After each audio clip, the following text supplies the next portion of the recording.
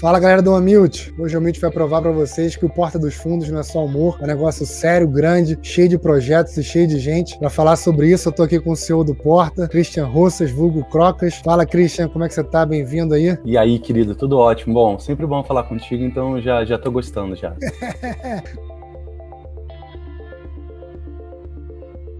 Obrigado mesmo, tem muita coisa legal aqui pra gente conversar. Antes, só queria deixar um convite aí pra galera gostar de inovação e tecnologia, assina o canal que toda semana tem um vídeo novo aqui, tá bom? Deixa eu perguntar uma coisa, assim, vocês possivelmente, no momento atual, dificilmente alguém conhece mais humor que vocês hoje no Brasil. Essa é uma instituição sinônimo disso. O que o brasileiro gosta mais, cara, de humor, assim? Eu acho que o brasileiro gosta de se identificar ali, Parodi. Acho que muito do sucesso do Porta dos Fundos é que ele traz um tipo de humor, né? Desde 2012, inovou nesse lugar, inclusive, que é o humor do dia a dia, o humor que você gosta de fazer com seu amigo, né? É o brasileiro tirando sarro de quem está no poder, de quem manda, né? É uma inversão de lugar. Então é rir de qualquer assunto, rir de qualquer tema, rir de qualquer coisa. Tudo é motivo de piada. Então acho que isso é uma identificação que iniciou muito com o brasileiro, naturalmente, mas que depois de um tempo a gente foi vendo que não é só brasileiro, não. Isso outros lugares do mundo também têm esse gosto e essa vontade de rir das suas próprias mazelas, digamos assim, do seu dia a dia. Como exemplo, o México, né? Você sabe, a gente tá no México já tem o Backdoor lançado por lá, e que também é hoje um dos principais canais de humor já do México e tem 2 anos de vida só. E aí, são os vídeos nacionais brasileiros dublados ou é o material próprio deles lá? Material próprio, equipe lá, atores e atrizes de lá, talento de lá, roteirista de lá, equipe lá, uma estrutura do Porta dos Fundos, Backdoor, no México. E aí, falando assim de estrutura, cara, como é que você tá hoje no Brasil? O pessoal, né, acha que o Porta é um canal assim de YouTube, mas eu sei que tem muito mais coisa e tem vários braços que vocês estão tocando hoje. Olha, o Porta dos Fundos, ele nasceu realmente como um canal de YouTube em 2012. Hoje em dia ele é uma empresa montada, né? Ela faz parte do grupo Viacom CBS, inclusive, que é uma das maiores produtoras do mundo de entretenimento, dona da Paramount, MTV, enfim, Nickelodeon. Mas o Porta, ele já há algum tempo não é apenas um canal de YouTube, né? Hoje a gente tem cerca de 80 pessoas fixas no nosso time aqui do Brasil, fora os pop-ups, como eu chamo, né? Que são as contratações por temporadas. Então, que história é essa, Porchat? Somos nós que produzimos. Greg News, uma produção Porta dos Fundos. Alguns filmes e séries que vocês provavelmente já viram, espero que já tenham visto. Homens, por exemplo, na Prime, que já teve a 2ª temporada. Uma produção Porta dos Fundos. Os especiais de Natal, Netflix, YouTube, enfim. A gente está produzindo já para esse ano também o Animal, Peçanha contra o Animal, que é o do Peçanha, né? Que é o nosso policial miliciano, que também vai sair na Prime esse ano ainda. Futuro Exporta, um projeto com o YouTube Originals. Enfim, a gente abriu um espacinho para a gente entrar, um furinho, a gente é que nem água, vai passar, vai atender ao hábito e à atenção que nos deram. É meio essa a lógica do raciocínio, né? Então, se eu fosse dividir a empresa assim criativamente em 2 unidades, a gente tem uma unidade que é focada nos projetos de digital e tem uma outra unidade que é focada em projetos de streaming, longas, séries, podcast, enfim, que é uma outra atividade, mas que todas têm um DNA Porta dos Fundos. Então são 80 pessoas nessas 2 vertentes. Isso. E a maioria o que? É engenheiro, é roteirista? Dá para classificar essa galera assim? Tem uma... Olha, eu digo que todo mundo é criativo, né? Porque criativo não é mais se for uma profissão, a gente realmente está ferrado. Eu acho que desde a pessoa do financeiro até contabilidade, jurídico, enfim, se não for criativo, estamos com um grave problema no mundo em geral, inclusive. Mas em geral, assim, a gente tem uma área que é uma central de serviços, onde está o planejamento, o financeiro, né? Gerência de projeto, produção, enfim, né? Tem toda a área ali que atende às áreas criativas, né, da empresa, e essas áreas criativas desenvolvem os produtos dependendo da janela, dependendo do hábito, dependendo do pedido do cliente, quando é para alguma marca especificamente, quando é para algum serviço de streaming ou para um de podcast, enfim. Mas, em geral, eu te diria que é meio a meio. Meio a meio é da turma focada na estrutura de criação e a outra metade é mais focada na estrutura esse serviço de apoio para que a empresa funcione. E no México vocês estão há 2 anos, é isso? No México há 2 anos, vai completar agora, e lá a gente já tem cerca de mais de 10 milhões de público de audiência fã fixo, né, nos nossos canais, e a gente já tem mais de 1 bilhão de views nos nossos vídeos. Incrível, hein? É muito forte lá também. Incrível. E aí E a tem gente vai lançar uma série lá também, uma série para Amazon Prime sendo lançada aí Comedy Central lá esse ano também. E aí, muito diferente, Crocas, como é que é fazer conteúdo para lá? Olha, eu acho que ainda bem que tem muitas coisas semelhantes e muitas coisas diferentes, né? Acho que a diferença sempre é mais saudável do que o lado igual das coisas. Mas como a gente se posiciona sendo disruptivo, né, Parodi, sendo o que busca a inovação, né, o não fazer aquilo só porque o mercado já faz, enfim, como é já do DNA do Porta esse caminho disruptivo, a gente sabe que em determinado momento a gente vai ouvir, aqui no México é de outro jeito, ou aqui como a gente ouviu no Brasil, ou no Brasil se faz desse outro jeito. A gente fala, tá tudo bem, a gente quer fazer desse e a gente vai seguir em frente com as dores e as delícias de seguir em frente, fazendo o que a gente tem vontade de fazer, né? O lado bom e ruim de tudo como a vida é. Mas eu acho que a gente tem muito mais semelhanças e é uma equipe que está muito com vontade de ganhar o mundo, né? Com vontade de ir para outros lugares. Então, a gente tem raciocinado muito num processo de não espelhar o Porta dos Fundos nesses lugares que a gente está indo, e sim escalar o Porta dos Fundos. Parece que não tem diferença, mas tem uma diferença muito grande. À medida que você espelha, né, as coisas, você tem as mesmas equipes em todos os lugares, tem trabalho dobrado, você não aprende com o que aconteceu nos outros países. À medida que você escala, você tem documentação já com os aprendizados, os erros, os acertos, uma bíblia do que funciona, né? Você tem uma série de documentações que ajudam e facilitam você chegar num outro lugar e respeitar aquele local, né? Porque a cultura é muito importante. A relevância cultural é algo que, se a gente não tiver nos nossos conteúdos, ninguém vai querer assistir a gente. Então, esse pulso do local é muito importante de ser respeitado, e por isso a gente tem uma equipe também lá que é para garantir que isso aconteça. E aí, do ponto de vista de expansão, vocês têm próximos passinhos aí? O que você tá bolando aí? A gente já está com piloto em outros 2 países. Eu, infelizmente, não vou conseguir contar agora, mas eu prometo que em breve. Mas são, assim, países incríveis e que vão abrir muitos espaços e muitas portas para a gente também seguir nesse aprendizado, nesse crescimento. A demanda é muito grande, mais que a gente não imagine isso, né, olhando de fora, mas o mercado brasileiro é muito bem visto fora do Brasil, porque a gente é muito criativo. Eu acho que o brasileiro precisa lembrar disso, né, que a gente tem uma qualidade fortíssima na área da criação. Acho que a escassez é tão grande, né, da nossa vida, a gente aprendeu a escassez durante tanto tempo que ela forçou a gente a ser criativo. Então, isso é uma vantagem. Se você olhar, mal ou bem, o brasileiro é bem visto fora do Brasil por conta da nossa criatividade, da maneira como o jeitinho brasileiro, se visto pelo ângulo correto e bacana e legal, ele pode ser uma vantagem pra gente, não uma desvantagem, né? Agora, por exemplo, você falou que lá no México é uma equipe mexicana, né? Os atores são mexicanos. Da mesma forma que por exemplo, o cinema americano, ele é um produto multinacional, vamos dizer assim, global. Você acredita que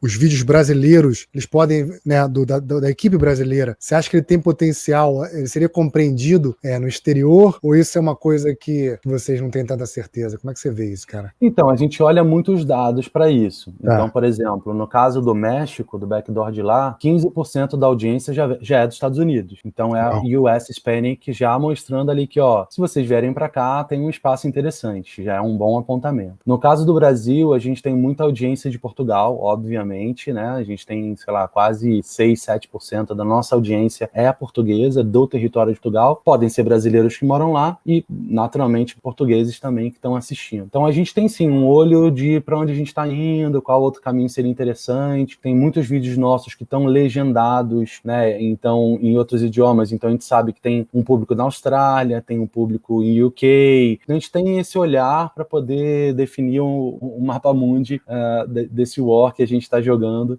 e para ver para qual território, né, do Dinska ali, qual lugar que a gente vai em seguida.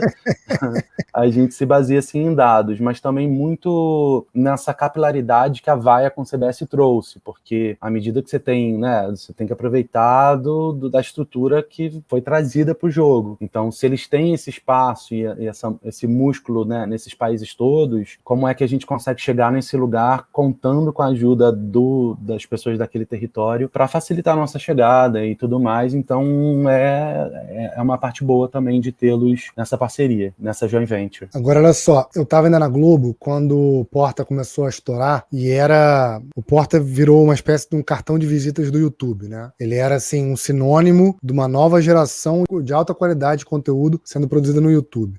Hoje vocês são maiores do que o YouTube, né? No sentido, não maior que o YouTube, mas maior do que só o YouTube, né? Você tá no streaming, tá aqui, tá ali.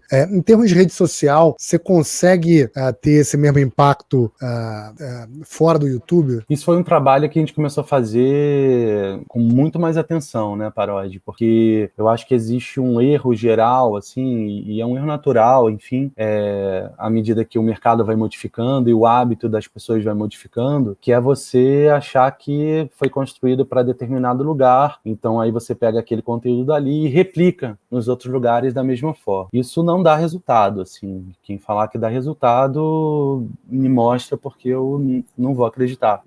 Na real, a coisa ficou mais complexa, e o complexo eu gosto de coisas complexas. Eu acho que se a gente está no mundo para fazer coisa muito facinho, não precisa da gente, né? Contrata outras pessoas.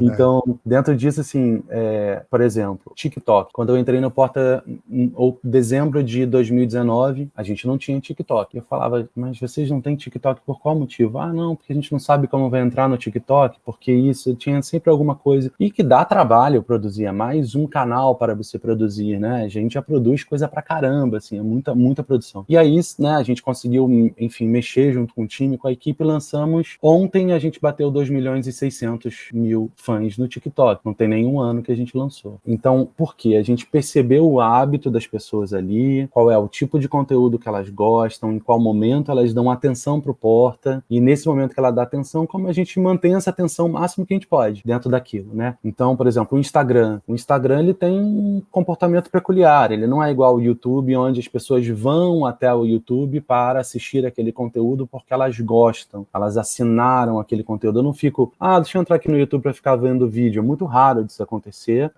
Quando acontece, são as pessoas de 13 anos menos, inclusive, e acontece principalmente das pessoas estarem aqui, né? Ninguém tá no computador assistindo aquilo. Então, dentro disso, no caso do Insta, as pessoas chegam aí 40 vezes por dia no Instagram para ficar zapeando com o novo controle remoto, que é o nosso dedão. E aí você fica ali zapeando, alguma coisa chamou a atenção sua, você parou e assistiu. Conforme você faz isso, o Instagram nota pelo algoritmo que você gosta daquele conteúdo e vai te oferecer mais daquele conteúdo. Ou seja, se a gente não tiver com uma boa presença no Instagram, onde as pessoas parem e mostrem que tem interesse, a galera que fica no Instagram, que é uma enorme maioria de gente, ela não vai lembrar da gente nem para ir no YouTube. Então, uma coisa leva a outra, né? Esse ecossistema de conteúdo, ele não é para ficar direcionando o tráfego apenas, é para a memória afetiva das pessoas existir, estar presente e me fazer lembrar que o Porta também está no YouTube, também está na TV, também está não sei onde, e quando eu quiser um conteúdo legal, eu vou lembrar do Porta para assistir. E aí, nisso, a gente criou quadros novos durante a pandemia. A gente fez o Plantananã, que é o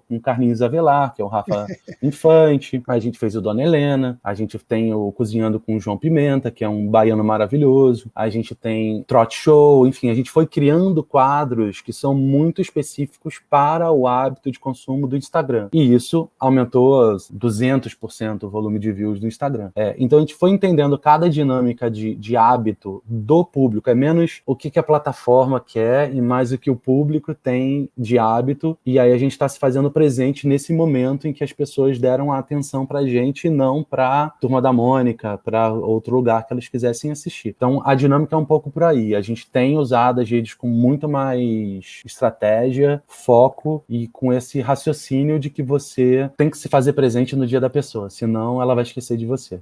Eu tenho engraçado, faz muito sentido o que você falou, e talvez eu tenha sido afetado por essa onda nova aí do Instagram. Eu sou um usuário desde o começo e, cara, realmente, eu fiquei fascinado por essa falta de formalidade, né? Dessa questão natural, que eu acho que talvez tenha sido uma coisa que a própria televisão não pôde expor, né? Talvez a TV não tivesse formato, vamos dizer assim, pra dar tanta vazão pra coisas cotidianas, talvez. E no Instagram eu não tava acompanhando tanto, assim, e recentemente eu tenho sido mais afetado, e essa questão que você falou das especificidades é realmente uma coisa, assim, super desafiadora, deliciosa, mas também super perturba, né? Porque você tem ali, por exemplo, no Instagram, Instagram, né? No YouTube você tem YouTube, você bota lá um vídeo, no máximo você vai botar aquele videozinho short e tal. Cara, no Instagram você vai ter Stories, você vai ter Live, você vai ter GTV, você vai ter Carrossel, ou só um vídeo, ou agora o Reels. Então, acho muito bom que vocês tenham essa sensibilidade, né? De saber que não adianta, ó, pega isso aqui, cola pra lá, que vai funcionar, né? E eu também acho que essa questão que você falou, de esquecer que existe uma plataforma no meio, e se você mirar no cara, isso é o gol, né? O bottom line da brincadeira é o usuário, né? Não dá pra Ô, tentar... Parodi, você já viu alguém falando assim, ai, deixa eu assistir um vídeo longo hoje? Ai, tô com uma vontade de assistir um vídeo curto. Por que alguém fala assim, eu quero encomendar para você um vídeo longo? Isso é meio sem noção, sabe? Isso eu acho que existe uma junção de mercado da tecnologia com o mercado com a indústria do entretenimento, enfim, esporte e tal, que quando ela realmente se juntar, de todo mundo se escutar melhor, sem tanto egotrip, sem tanto palavras, termos diferentes para a mesma coisa, a gente vai dar uma deslanchada muito maior, sabe? Porque hoje em dia eu ainda sinto que tem uma concorrência entre esses dois mundos, como se existissem dois mundos. Verdade. E que ela é uma grande perda de tempo, né? À medida que você consegue entender que todo dia todo mundo acorda e pega o celular e vai ao banheiro, e ali é um momento de ficar no celular assistindo conteúdo, eu tenho que preparar conteúdo para essa hora. Eu tenho que preparar conteúdo para a hora que o cara, no dia a dia da rotina dele, que não é mais aquela de sentar e ficar assistindo o que a televisão manda, porque já passou o mundo desse lugar, ele tá no ônibus ou no metrô ou no Uber, e talvez não possa assistir com áudio ligado. Então, como que eu boto subtitle nisso de um jeito interessante? É outro esquema. Se a gente continuar criando conteúdo pro jeito do passado, que foi ótimo, que bom que teve, foi interessante, ensina muito a gente hoje em dia. Mas existe uma outra dinâmica. A dinâmica te exige um pouco mais de cuidado, né, com o que você está criando. Muito bom, cara. É verdade. Eu acho que esse tato é crucial, né? Você falou aí de marcas. É curioso, assim, né? A indústria como um todo, a indústria digital, tá muito de olho no conteúdo, né? Você vê algumas aquisições que rolam por aí, né? O próprio Jovem Nerd, Canaltech e tal. E vocês fazem muita coisa para marcas que não propriamente o porta como as pessoas assistem ali na ponta final. Você acha que as marcas esperam de vocês? E a outra pergunta era o seguinte: como é que vocês montam o que entregar para essas marcas? Porque, particularmente, eu tenho um amigo que ele é VP da Veiga de Almeida, acho que ele já contratou vocês. Fez alguma coisa pro Veiga, ele me mostrou. Cara, eu fiquei fascinado porque não é aquela coisa escancarada de anúncio, entendeu? Você vai vendo assim e tem um super envolvimento, tem uma questão super contextualizada do problema e de quem são os agentes que podem estar impactados naquilo. Vocês têm um time assim diferente para tratar disso? Quem é que bola essas coisas? Exatamente. Não? Aí eu acho que é a grande diferença da gente. A gente não trata os projetos para marca como se não fossem editoriais. Eles são editorial. Eles têm uma marca ali presente naquela mensagem, mas eles são feitos para as pessoas rirem, as pessoas acharem legal. Normalmente, assim, eu acho que existe ainda, o mercado está aprendendo, já melhorou muito, né? Mas existe um lugar que eu particularmente sempre pergunto para as pessoas que, assim, você gosta de ser interrompido? Até hoje ninguém me respondeu, não, eu adoro ser interrompido. Ninguém bom, né? Gosta de ser interrompido. Então, por que diabos a gente continua interrompendo as pessoas, sabe? Eu consigo entender, existe um momento da propaganda e tal, enfim, mas assim, quando nos procuram, as pessoas e as marcas, elas estão interessadas em entreter o público, né? Deixar a gente entreter nosso público e aí dentro disso passar a mensagem delas. É muito mais interessante que eles deixem, as marcas permitam e fiquem liberadas com menos controle nesse material para que a gente fale do nosso jeito, da nossa maneira, claro, seguindo DONT, seguindo briefing, tá tudo certo, não tem nenhum irresponsável nesse lugar. Mas quanto mais for com a linguagem do porta, né, Parodi, mais certo vai dar. Então, a chance daquela mensagem daquela marca chegar para nossa audiência, porque pensa o seguinte, à medida que você quer fazer uma propaganda para falar com o consumidor final, você usa a sua própria voz de marca, contrata uma produtora de propaganda, contrata uma agência e tá tudo certo. Já existe essa ferramenta, né? Ela já é muito bem usada, estudada, e tem brasileiros fantásticos fazendo isso. À medida que você quer falar com a audiência de um publisher, você quer falar com a audiência que quem conhece essa audiência é o publisher, não você. Então, você tem que deixar o publisher falar e não querer dizer como esse publisher fala. Então, acho que tem aí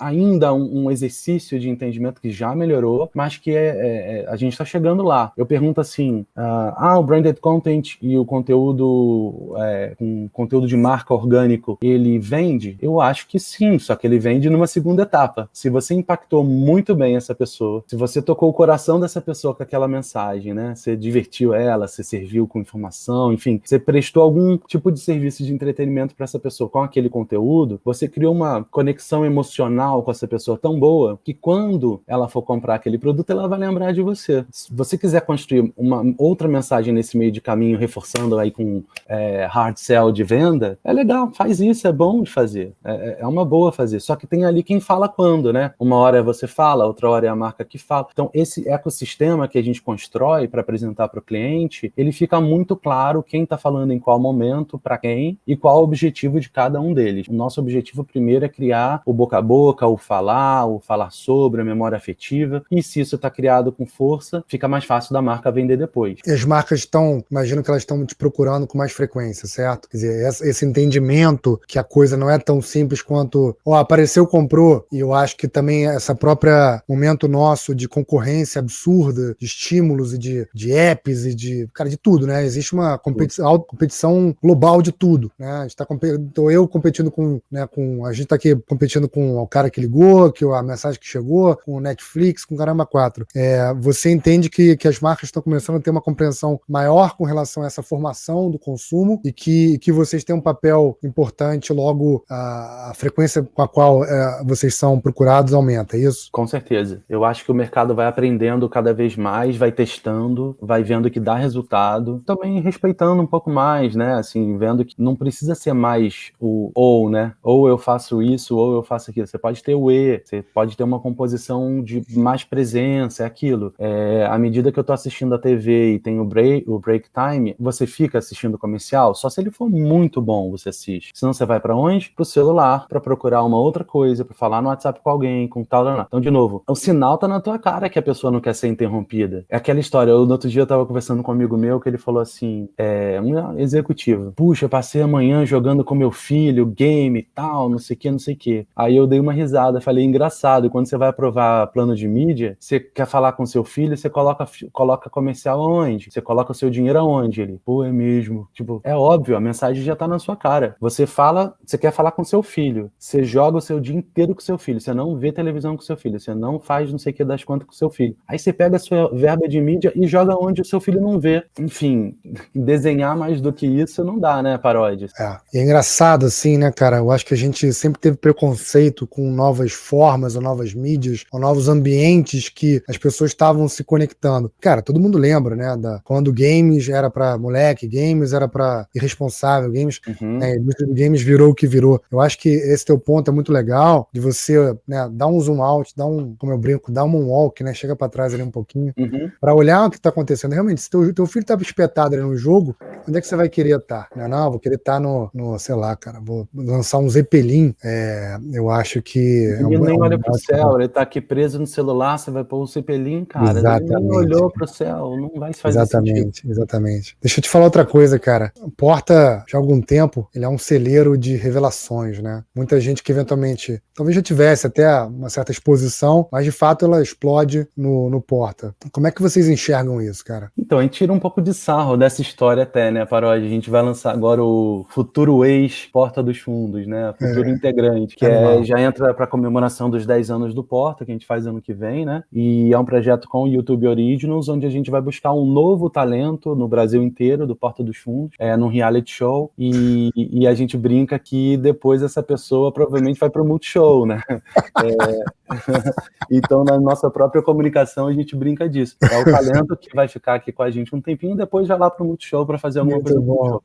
Eu acho que isso é bom, significa que as atenções continuam, né? A gente fala tanto de atenção, né? De puxar atenção. Continua, depois de 10 anos, essa empresa ainda continua puxando atenção nesse lugar. A gente tem feito um trabalho muito grande de trazer mais convidados, pessoas de outros tipos de background, de diversidade, de estilo estilo, de jeito e tal. Então, se você notar nos nossos vídeos, tem convidados de todo tipo de gente, que é justamente para também se atualizar nisso. O mundo vai se atualizando sobre tudo e a gente também, como disruptivo e inovador, precisa acompanhar esse caminho. Então, a gente vem testando muita gente, vem experimentando muita gente. Particularmente, fico feliz quando alguém vai para algum lugar. Se for melhor para a carreira dessa pessoa, eu acho que tem que ir mesmo, faz parte do jogo, né? Ótimo. Duas perguntas mais crocas. Assim, você falou aí sobre experimentar, né? Experimentação, você é o macaco velho de internet aí. Experimentação é a alma do desenvolvimento de produtos digitais, né?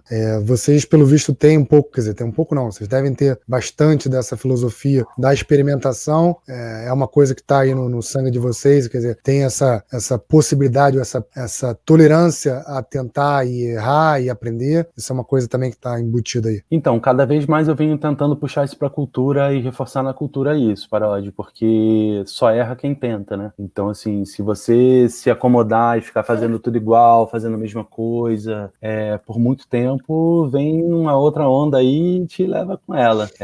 Então, eu acho que é importante que se verbalize e que se coloque de forma muito clara a possibilidade das pessoas errarem. Muito tempo e a cultura brasileira, ela julga muito quem erra, né? A gente precisa tirar isso, assim, errar faz parte, só erra quem tá tentando. É claro que se você tiver feito algum erro porque você foi irresponsável, não pesquisou, não fez seu trabalho direito, é uma outra história, aí não é disso que eu tô falando. Competência, né? Eu tô falando de vamos testar algo, eu não sei se vai dar certo, porém, por conta de A, B e C, eu tenho essa suposição, essa hipótese de que isso pode dar certo, vamos nessa, você vai sempre ter meu apoio para aquilo e a equipe vem sendo cada vez mais estimulada a fazer isso. E é legal ver como mais gente entra na onda, pega e fala, olha, eu tive essa ideia daqui, será que a gente pode fazer um piloto? Será que tem como tal? Então a coisa vai ganhando, né, mais corpo, mais vontade e vindo. Então, assim, quem tem medo de errar, não inova. Fica ali fazendo igual, a mesma coisa, que, de novo, assim, tudo bem, desde que você queira ficar fazendo a mesma coisa para sempre, mas acho um risco para a companhia tremendo, assim, para qualquer lugar, muito perigoso, né? E você chegou aí no ponto, né? Inovar, geralmente, tem a ver com você tomar risco. E as pessoas têm medo de risco, né? As pessoas naturalmente têm assim, não, puta, mas se acontecer isso, e elas não pensam no risco que é continuar a serem o que elas eram, né, cara? Talvez seja um risco maior do que você inovar, né? Porque você acaba falando para as mesmas pessoas sempre, considerando que essas pessoas também não evoluam, né? Com certeza. Olha só, última pergunta aí para você. Foi bem, passou bem, apesar das perguntas terem sido muito tranquilas. O Croca é o seguinte, um cara como o Jim Carrey, por exemplo, o cara, né, sabidamente, todo mundo lembra do cara como um humorista, né? Aí, em algum momento, ele tentou lá fazer, sei lá, Brilho de uma Mente Sem Lembrança, acho que é esse o nome do filme, né? E o cara tentou ali alguma coisa fora do humor. Dá pra desassociar, dá pra separar o Porta de humor? Algum dia você acha que a gente vai ver alguma coisa do Porta que não tenha humor, cara? Eu acho que sim. Eu acho que os meninos e a equipe interna, os sócios, os meninos são os sócios, e a equipe interna, eles são muito talentosos, né? Então, eu acho que, de novo, existe o Porta dos Fundos, né? Que é um coletivo de humor que se permite fazer humor para qualquer janela, mas tem os indivíduos que são donos da empresa também que se permitem fazer coisas para qualquer assunto que quiserem. O Kibe gosta muito de esporte, né? O Tabet, o João tem um lado de drama muito interessante que ele se amarra, o próprio Fábio, enfim, cada um deles, o Greg, o Ian, cada um tem um gosto muito específico e existe sim muita possibilidade e olhar para que também façam outros gêneros e outros estilos que lhe couberem, lhe derem vontade, assim, acho que é um ambiente estímulo para criar e não para ficar dentro de um rótulo de algum lugar. O Porta dos Fundos especificamente, ele faz humor, mas a empresa Porta, ela pode fazer o que ela tiver vontade de fazer, entende? Muito bom. Pô, cara, show. Queria te agradecer muito, do cacete. Deixar você à vontade aí pra, se quiser mandar um recado, alguma coisa aí, fica à vontade, tá? Nada, eu que te agradeço aí, Paródia, é um prazer. Sempre é bom conversar, que a gente acaba organizando nossa própria ideia, mas eu deixo, assim, um agradecimento muito grande ao time. Eu acho que o time do Porta dos Fundos veio resiliente todo esse tempo e durante a pandemia que tem sido, a gente tem trabalhado de casa todo mundo e tem sido muito prazeroso e muito interessante ver como a cada dia, cada momento que passa, as pessoas vão ficando melhores, né? Elas elas vão se aperfeiçoando e trabalhando uma resiliência muito incrível de tornar a empresa sempre melhor, né? Um carinho muito grande com o lugar e como torná-lo um lugar mais mesmo aberto a você ser quem você é. Show. Parabéns. Obrigado, um abraço, tá, cara? Obrigado você, querido, sempre por aqui. Valeu.